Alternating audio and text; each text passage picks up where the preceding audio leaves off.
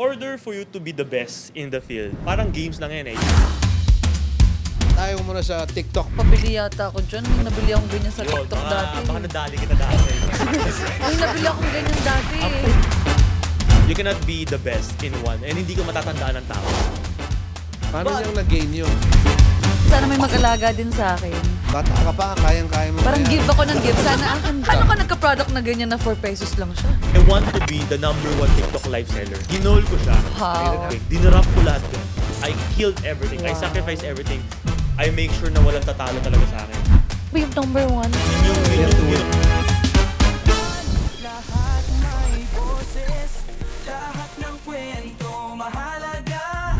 Bakit ayaw mo na sa TikTok pala? Sorry. lahat naman kasi may kanya-kanyang faces sa buhay. So I'm sure maraming magugulat na nakakaparod nito kasi nakilala nila si Kuya James talaga sa TikTok shop, nag-live.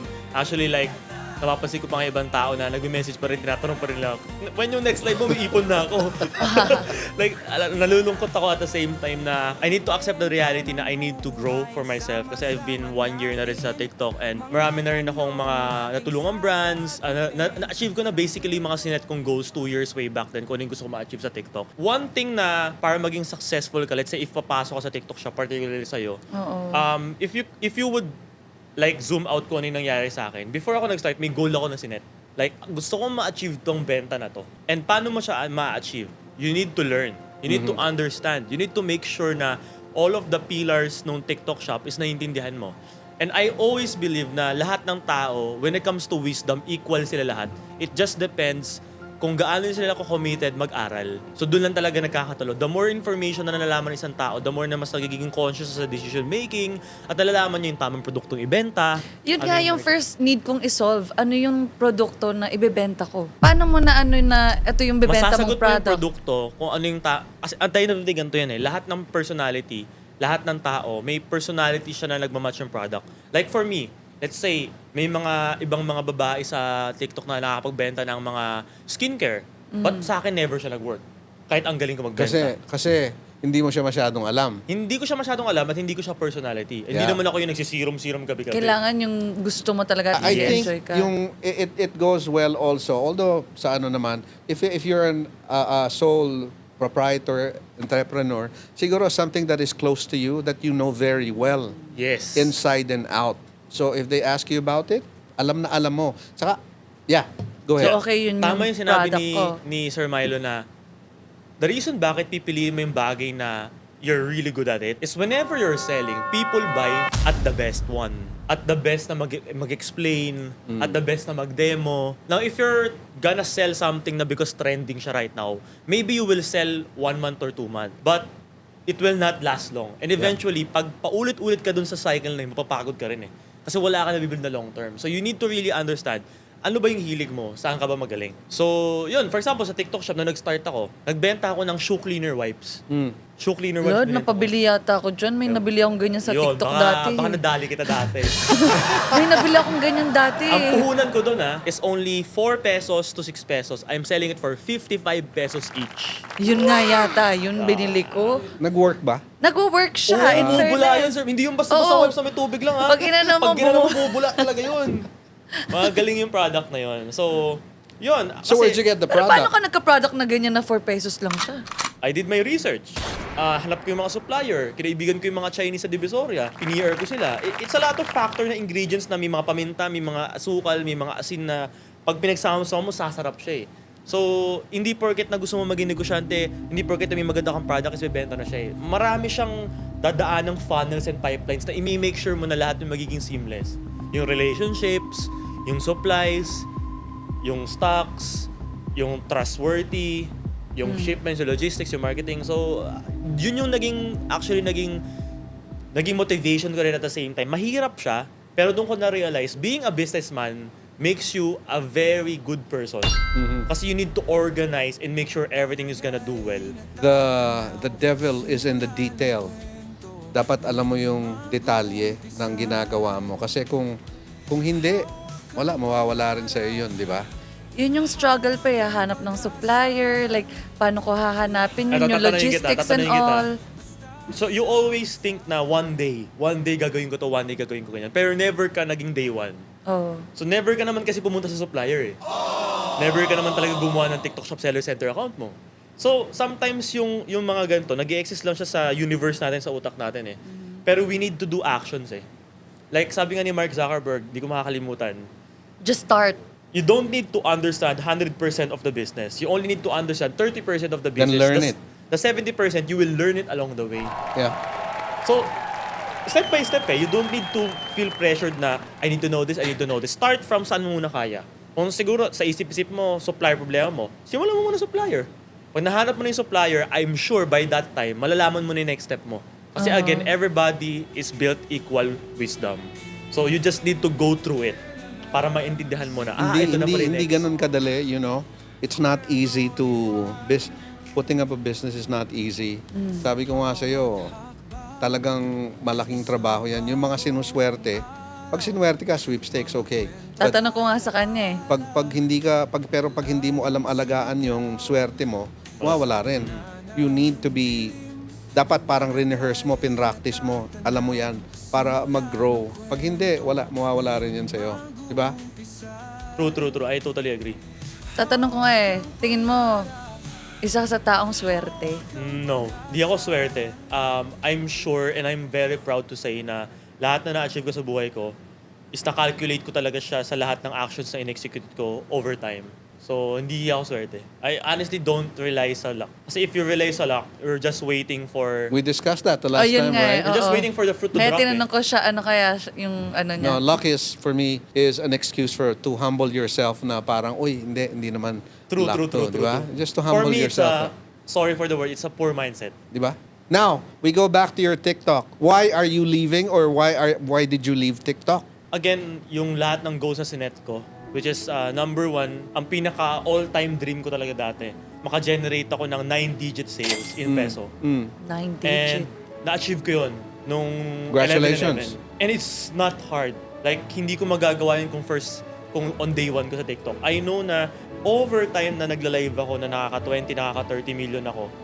Tapos nag-stagnant yun. Alam ko na I'm preparing for the 9-digit sale na tatamaan ko. Pinredict ko na yun na 11-11 ko tatamaan. Naka-laser focus na ako doon. And I'm funneling everything, I'm compounding everything na tamaan talaga yun. And eventually, tinamaan ko siya ng 11-11. Let me ask you, people who were you born? Ano ka ba? 1999, 1999? Rabbit. 9-month baby ka ba? I'm a 10-month baby. Valentine's ako ginawa eh. Aksidente po ako, aksidente. Aksidente ka. So 10 months ka. May ano ba 'yon? Parang ADD or over ADD or what? May special Tinanong ko something? yan sa kanya kanina. Ha? Tinanong ko sa kanya. pagkakaalam ko, may classification na sobrang taas ang probability na mabilong ako sa special child. Okay. But thank God na naging normal ako. Yeah. So, But do you Yung feel mind mo, do you tingin mo? feel like you have extra qualities from being a 10-month? ang hirap siya sagutin for me kasi Kasi you're bustling with energy, honestly. So super ka, parang hindi ka napapagod. Napapagod actually, ka ba? Yun nga eh. Hindi ko rin alam, Sir Milo eh. Ha? Hindi ko rin alam eh. Parang grabe nga. Alam mo sa sarili ko, like sobrang active ko talaga. So, maybe, I don't know. I cannot prove, I don't know how to prove Do you know it. that supposedly ADD, ADHD, you know what happens with... I know I have ADHD. You have that? I think I have one too. I didn't go to like the hospital laboratory na para i-test ako. Pero alam ko na sa sarili ko na meron ako. Pero alam mo kung ano yon, yung nabasa ko, pag ADD, ADHD, there's a lack of, hindi balanse yung mga chemicals into the brain. It's either kulang or sobra. Baka sobra yun sa'yo. No? Baka sumobra nga po. But that Sobra. doesn't mean na hindi ka normal. Di ba? Iba lang yung pag-process ng Iba yung processing. It's emotions different and- for everyone. You know, there are ADD, ADHD Ano ba people. yung ADD? Sorry, ngayon ko lang narinig. Parang ano? Parang deficiency in ano, basta I know that there's a chemical in Google the ko na brain ba? na hindi kulang or sobra, and you balance it by giving you medicines para pumantay yan. I always believe na yung mind ng tao, we are wise eh. We are never ever going to harm ourselves. I talk to multiple businessmen like Sir Milo and even like Sir Chinkitan, mga kaibigan ko mga mayayaman, tinatanong ko sila. Kasi humingi rin ako ng advice eh. Sabi ko, alam ko yung problema ko sa sarili ko, grabe ang likot ng utak ko, pero alam ko na kaya ko itong i-turn into positivity. How? Sabi sa akin ni Sir Jinky, di ko makakalimutan to. Nag-Zoom session kami. Sobrang na-appreciate ko si Sir Chinky. Alam mo si Chinky, kaibigan ko yan. Wow! Hindi mo alam? I was Randy Santiago's manager years ago, Chinky was one of our Howie boys. Howie Wow. boy si Chinky. What a small world. Imbitahin natin minsan si Sige, Chinky. ah. kakatapos lang actually namin ng nagganto rin kami. 2 weeks talaga? ago sa bahay niya. Tawagan ko siya. Pero next time, we can. Sige. Sige. Oo. So sabi sa akin ni Sir Jinky, hindi ko makakalimutan. Yun yung nagpatuwid ng utak ko. Like, dinaulid niya sa akin yung knowledge na yun. Ngayon, na-update ko yung parang, yung program ko. So, Na-rewire ka. na-rewire siya eh, na-rewire. Na-rewire. Kasi gusto kong mag-succeed. Gusto kong maging number 1. Mm. Pero, paano ko siya ma-achieve? Kinuwento sa akin ni Sir Chinky. Sabi niya, James, you're a good person. You're a hustler. You have so much energy. But if that energy is scattered to 10 different things, you cannot be the best in one. And hindi ka matatandaan ng tao. Because you're being diluted doon sa public. Like, halo-halo kayo dyan. Hindi ka mag-stand out eh. How can you stand out? If you know you are good, if you know you have so much energy, you need to only pour it sa isang bagay para mag-stand out ka. Like sinabi niya sa akin na, for example, nag-focus ako sa pagiging wealth coach. Pag sinabi mo wealth coach sa Pilipinas, sino unang maiisip? Chinkitan. Same thing with toothpaste, Colgate, soft drinks, Coke. So kailangan magkaroon ka ng You strategy. should brand yourself. I should brand myself na. And that was the time na na-realize ko na parang, I think I'm really growing up. So, feeling ko tapos na ako dun sa starter era stage ko. So, kailangan ko na talaga mag-decide na saan ko ba talaga gusto pumunta. Which is actually a very, very good problem. Na darating sa phase mo yun na darating ka dun na kailangan mo mag-decide, ano ba talaga gusto mo maging? So what do you... So anong gusto mo? Pumasok yung TikTok. Nung nakita ko yung TikTok, I understand 30% of it. I just felt and I believe na this is going to be a very, very big platform this coming 2024. Sabi ko, okay, sige. I want to be the number 1 TikTok live seller. Ginol mo yun. Ginol ko siya. Akala ko nagulat ka na lang No. na, ay, number 1 pala ako. Made it happen. Do you have like, alam mo yung board? Yung Dream susulat board? mo, dream board? May dream board ako. Yes, may dream board ako. You have Gusto to, ko rin yan. You have to sleep it, you have to eat it, you have to sleep on it, you have to live it. Yun ganon. I wanna be yung number 1 too. Yun You have yung to wish ginol it. ko. And that was me 2 years ago, which is na-achieve ko yun. And I have been number 1 for the past 1.5 year consistent. Every month. I make sure na walang tatalo talaga sa akin. So, I make sure na like even yung top 1 to top 8 record, title ko lahat yun. You have to wish it. You have to be with a group of people who have the same likes. If people are with you na hindi mo ka-utak din, they'll bring you Live down. seller, number 1, yun talaga yung goal mo. Yes. O maging number 1 na, basta nagbebenta sa TikTok. Di ba pwede naman hindi live Meron yan? kasing Pwedeng ano doon check meron out kasing lang. ranking talaga doon na makikita mo siya online kung pang ilang ka. okay. So parang tinreat ko siya na parang games. Na gusto ko tumasa sa leaderboard. Tapos nung mga time na to, naalala ko mga top po nun sila Rosmar. Kailangan sila ba lagi kang Glenda. active mag-live? Like sa isang araw, So ganito dapat siya meron? In order for you to be the best in the field, parang games lang yan eh. You need to have a lot of like game time eh. Like you need to spend like the more hours you spend, you think yung mga pro players sa games, the reason bakit sobrang galing nila, kasi they spend 24/7 of their time playing. Playing, yeah. Perfect talaga nila yun. Same goes with me. In-spend ko lahat ng time ko. So again, moving back dun sa I have 10 things doing, dinarap ko lahat yun. I killed everything. I Wow. sacrificed everything. Kahit yung mga kumikita ko ng pera, pinatay ko lahat. Kaya yun. lahat ng girlfriend niya, tinanggal niya. Eh, shit. So, Hindi, totoo yun. totoo. That's one. Totoo yun. But are you happy Ah, na nawala I yun? don't think there's a definition of happy. Like a person cannot be 100% happy. Alam mo, yung happy, pag nandun yung girlfriend mo at kinakalabang ka, hindi ka happy eh. Nai-stress ka eh. Ngayon, malungkot ka lang pag iniwanan ka, pero after 1 week or 2 weeks, Okay ka na. Hindi ka na naman, mga 2 months naman, Sir Malo. 2 months. Yeah. 2 months. Baka masyado Hindi. ako mabilis. But do you regret Torpe mo it? talaga to. Kaya nga eh, di ba? 1 week? Do you regret it? May somehow Ah, na sana hindi na lang kami May naghiwalay. sad part, but you need to accept eh. Ako hindi. Ba't ako? Wala kang balak ayusin. Ikaw talaga. Ikaw kasi joke. Bakit? Hindi. If somebody is dragging you down, when you feel that something or someone is dragging you down, you have to let it go. Diba? Bakit mo titiisan dahil sa pag-ibig Hindi naman ba yan? matatapos yung buhay dun eh. Alam mo, you can always find someone. There's so many fishes in the ocean. And you get someone who will support your dreams, your aspirations. Ikaw, pag kumuha ka ng boyfriend mo at hindi ka sinusuportahan, tadyakan mo, iwanan mo. Actually. Ganun ang gawin Mabigat mo. nga siya. Oo. You need to be logical and emotional at the same time. Hindi siya pwedeng isang side lang. Although, hindi ganun kadali di ba? You know, when you're into a relationship, madaling sabihin to na, sige, iwanan mo. Pero alam mo, pag mag-isa ka na, Masakit, mahirap. Masakit. Oo, totoo. Pero you have to make the decision sometimes nga. Letting go is so difficult pag nandyan at nakikita mo. Hindi mo ma-let go eh. Kaya tinanong ko do you regret it? Kasi baka may part sa course, kanya nag-creep in na, sana hindi na lang. You know, the Masakit pala. regretting happens when it's there pa. Pero sa akin, pag wala na, buti na lang nawala. Ganon. Hindi ba ganon din ang Torpe yan. inaano mo? Torpe, no? Torpe. Ha? Torpe ba yun? Pareho tayo. I mean, joke yun. Hindi, sa totoo lang, torpe. Torpe ako. Sige, sabi mo eh. Ako, di ko sure kung kalahi ko. Kaya, Hindi. Ito, tatanungin ko. Ano ba sa feeling mo ang torpe? Sige nga, anong description mo sa torpe?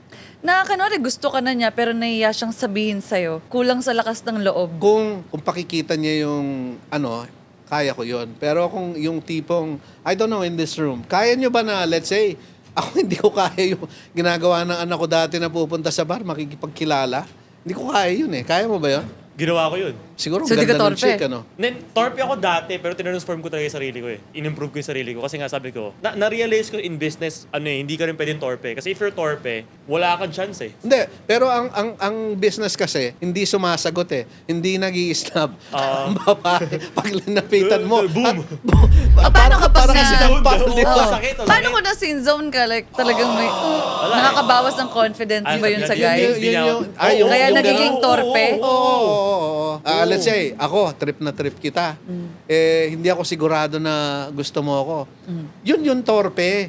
Yun yung afraid to tell them because you're afraid also To be rejected. to be rejected. Parang sa business, you're afraid to try. Walang No, mangyayari. but nobody will know. It's your business di ba? So mas madali 'yon. It's your failure. Ito kasi may ibang tao involved. Ibang tao. May Papahiya. pwedeng mag-reject sa'yo, may pwedeng manampal sa'yo eh. Di ba?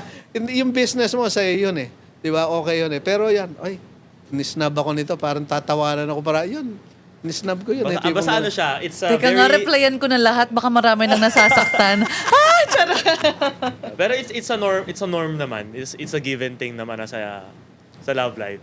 Do you think you're ready na mag-girlfriend na ulit? Or wala pa rin siya sa ano mo? It depends kung sino siya. It depends sa puzzle namin kung magpapasok siya sa puzzle. Tinanong ba ng girlfriend mo kung may ADHD ka? Ha? Nung I think alam niya.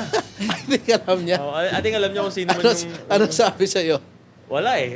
Wala na siya magagawa. So, pero medyo alpha kasi talaga ako sa relationship. Paano ka ba as a... Eh siya alpha din, kaya di kayo nag-jive. Basta alpha talaga ako. Yun yung sa akin. Kasi parang... Uy, ayaw mag-comment. Ano ka ba? May Yung girlfriend mo, pinagtatakpan. yung pag may nag-holding hands naman Oo kayo. naman, oo So, naman. how do you say that you're an alpha? How do you say that? I mean, When it you comes want... to decision Decision-making? making, ako palagi. That's Ikaw, gusto mo, ikaw ang alpha o siya? Hindi, gusto ko yung guy. Magpakalalaki kayo. Gusto ko maging baby girl lang. Sunod lang ako sa'yo nung okay gusto yan. mo. I trust you eh. Ito ba yung decision tingin mong tama? Did you Magbibigay make ako ng opinion ko, then Nakailang boyfriend ka na ba? 3. Tatlo. Tatlo talaga yung sweet spot ng gantong age. Parang after 3, nakastop ako ng relationship. Ilang taon na? Nung buntis ako, yun na rin yung last relationship ko. Ilang taon na ba yung anak mo? 2 years. Okay. So, buntis pa ako noon. Parang 3 years ng single. So, what are you looking for in a relationship now? Basta maging baby girl ako. Pagod na ako maging strong, independent woman. Alagaan niyo Dapat ako. mayaman ng Kasi parang, maging boyfriend Kailangan nito. mayaman, tsaka feeling ko inaalagaan ko yung mga tao. Like, yung family ko, inaalagaan ko sila. Parang, ako naman, sana may mag-alaga din sa akin. Bata ka pa, kayang-kaya mo Parang pa yan. give ako ng give. Sana akin din. Bata ka pa, kayang-kaya mo pa mag-alaga and it's a practice to becoming a good person in a good business person at the same time eh. Can I call you Mr. TikTok? Sure. Now, I heard that you're moving away from TikTok. Bakit? What has TikTok done to you that you're turning your back on TikTok? No, wala namang ginawa si TikTok sa akin para umalis ako. Pero Not cheap. it's a thing for me na when I was doing TikTok kasi I saw na dahil sa pagla-live sell ko, ang dami kong natutulungan mga tao kasi nakakatipid sila ng malaki. Kasi basically, tinutulungan ako ni TikTok kasi gusto ni TikTok na mas marami akong mga users na madrive sa platform nila para masubukan yung platform nila sa whole. And then, magbibigay sila ng discount. So, marami akong natutulungan. But later on, na-question ko yung sarili ko na, how can I help more people with my power? And doon ko naisipan na ang daming mga tao na hindi naiintindihan kung paano yung crypto or lost or na-scam sila. Like ako, hindi ko naintindihan So yung sa crypto ka Yes. sumunod Ang alam after ko, yung TikTok? cryptomaniac. Uy, ito talaga. Si Torpe. Mr. Torpe.